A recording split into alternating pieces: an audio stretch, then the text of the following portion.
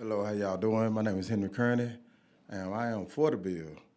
For one reason, I am a voucher holder myself, and one of the problems I had when I was looking for an apartment or whatever was the area that I had to settle for to get that had to get the bill to accept the bill because a lot of areas didn't accept it, and basically I'm for it because it helps me out and it'll help a whole lot of other people out as well. But the problem was that it wasn't enough people on it that was accepting it in areas that was acceptable. Just say, for instance, where I live at right now, the place I stay in is like a real low poverty area, So I'm really for the bill, and I hope that y'all can understand everything that's going on and be able to help us out because we really need somebody to help us out in that situation. Any question? Representative Luther. Hello, Mr. Kearney. How are you? I'm doing fine, man. Good. Where were you living before you found someone that would accept a voucher? I was staying in some apartments called the Redford in Houston, Texas. And what had happened was the people stopped accepting the voucher. So we were being evicted, and everybody that was in the apartments got evicted, and we lost property and everything because we had to get out of the apartments in such a quick time and everything. I'm sorry that happened to you. Yeah, so that was a big problem. Are you working right now? Yes, ma'am. What do you do? I'm a cook. Oh, good. Yeah, I cook at the NRG Stadium. Awesome. Okay, Yes, ma'am. thank you very much for your testimony. All righty. Any other questions? Thank you for your testimony. Let the record show Representative Tepper is here. Thank you for your testimony. Okay, my name is Natisha Miles. I am for this bill. I am a recipient of Section 8, and this voucher limited me to only places that were in bad neighborhoods and with high crime rate areas. I'd never ever been subjected to these lifestyles before until falling on hard times and needing assistance for myself. I myself had taught school, went through a bad divorce or whatever, and as a result, I had to try to get myself back on my feet. And by being by being forced to move into an apartment complex that was accepting anyone due to it being a second chance place. They were trying to help people that had evictions and everything on their records or whatever, so they were not saying no to anyone. As a result, I was placed in a situation where I was raped by two men in broad daylight. And whereas I was turned down by places in better areas that really these landlords don't want to be forced to take and accept these vouchers because that would require them to provide quality standard living. Everybody should be able to have the chance to live.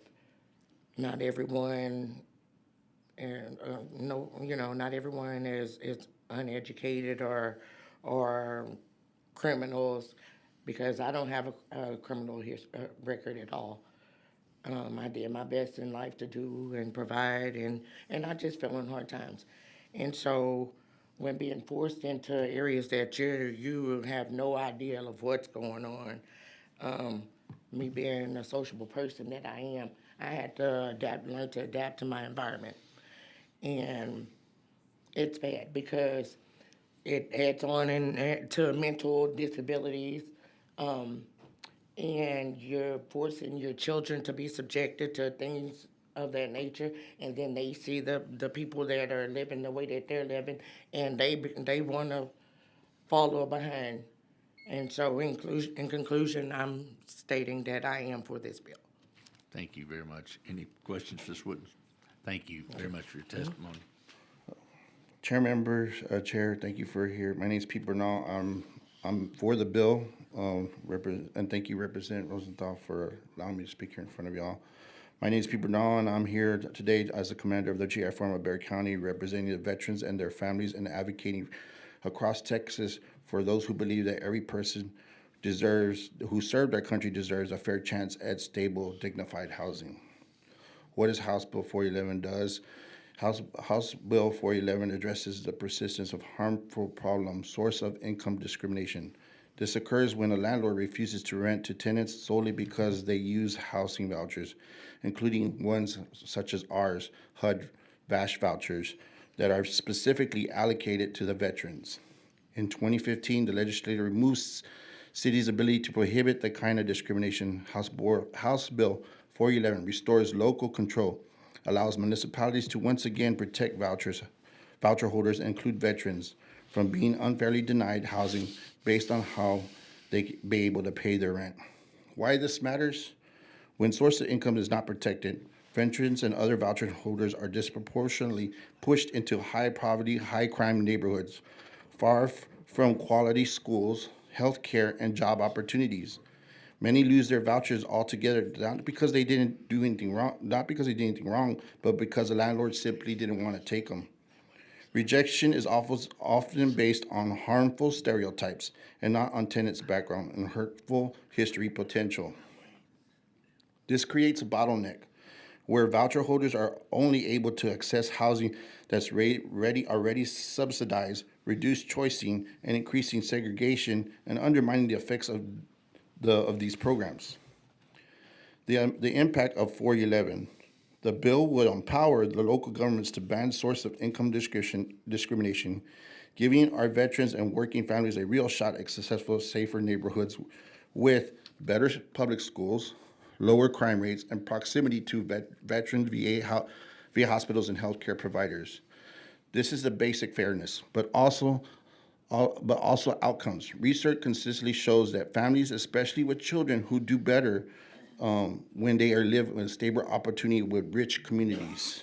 And veterans access safe housing can make a difference between recovering and relapse of hope or despair.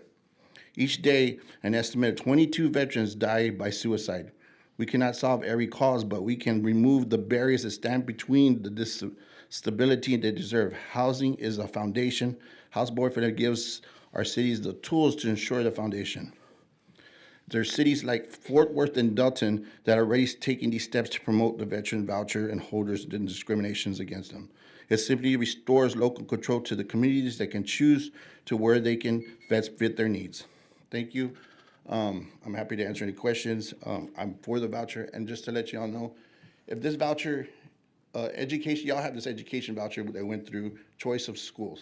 Why give us back the choice to make sure we can have those choices of schools and making sure we live? If you would stay on the bill so you don't create a problem for I'm sorry about that, Representative sir. Rosenthal's bill.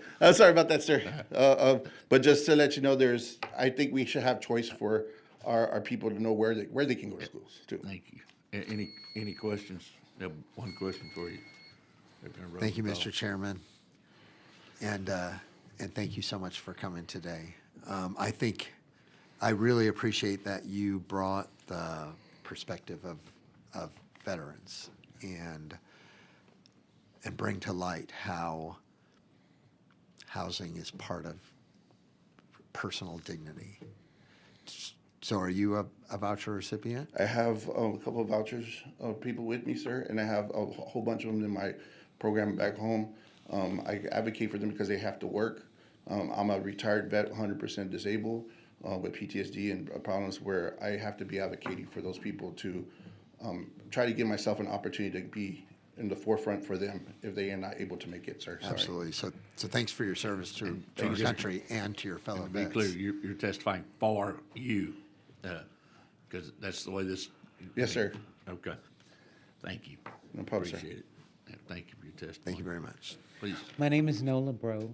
I am a housing choice voucher recipient, and I support this bill because I'm going to piggyback on what everyone else said.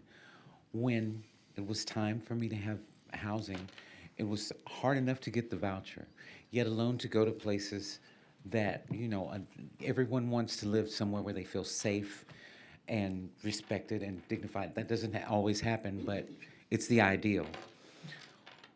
When I was put in the situation I'm in, it was at Cabo San Lucas. Our mayor in Houston, Texas, is Mr. Whitmire, John. He came to the apartments that I was living in. This is how I got moved to where I am now. And the apartments were closing down. They cut off all the lights. This is what the owners did. They cut off our lights to get us out of there because they weren't maintaining the property to a standard to where everyone should want to live in. So they didn't ask us to move. They cut off the lights for Thanksgiving, and it was raining. And Mayor Whitmire, he wasn't the mayor then; he was the state representative. I called him, and he came, and he made them cut the lights back on. And pretty soon, the whole apartment complex was closing down. The hardest thing to do is to move somewhere and then have to move from there to a lesser place, which, and that's kind of what I had to do, because right now I'm in a place that, oh, sure, they'll accept vouchers, but I have to listen to gunshots at night. And, if you have kids, if you can't see it, you can't be it. They're going to look at what's going on around them. And, if a landlord, it's guaranteed rent. If people, he can screen people.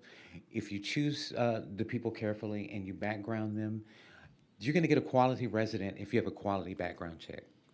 It's going to tell who you are and what you represent. And like I said, if I have kids, I want them to grow up in a safe neighborhood. I don't want to have to worry about them being killed or shot coming home from school or anything like that. And that's why I feel like this bill should pass, because income discrimination, why would I discriminate against a guaranteed income? That's all I have to say. Thank you. Thank you for your I testimony. Any Representative Rosenthal? Thank So it's good. Yeah, ma'am, you have a question? Ms. Bro.